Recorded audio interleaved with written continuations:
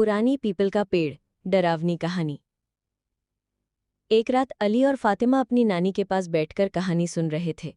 नानी ने धीमी आवाज में कहा, गांव के पुराने कब्रिस्तान के पास एक पीपल का पेड़ है। लोग कहते हैं वहां रात को कोई साया आता है। जो भी पास जाता है उसे किसी की सरगोशी मतलब फुसफुसाहट सुनाई देती है। अली की आंखें चमक उठी। हम भी चले वहां? फातिमा ने तुरंत कहा, नहीं, नानी ने कहा है वहां कुछ अजीब होता है। अगली रात चुपके से अली और फातिमा टॉर्च लेकर उस पेड़ की ओर निकल पड़े। पेड़ के पास पहुंचते ही हवा थम गई। पेड़ की डालियां हिलने लगी, जबकि हवा बिल्कुल नहीं थी। अचानक एक सरगोशी सुनाई दी। क्या तुम वापस नहीं जाओगे? फातिमा ने अली का हाथ जोर से पकड़ लिया। ये क्या था? अली की आवाज कांप गई।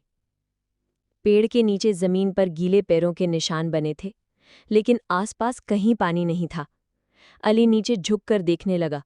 एक पुराना सा लोहे का संदूक जमीन में आधा धंसा हुआ था। फातिमा ने कहा, उसे मत खोलो, लेकिन अली ने हाथ बढ़ा ही दिया। संदूक खुलते ही एक ठंडी हवा का झोंका आया और अंदर से एक पुराना कागज निकला।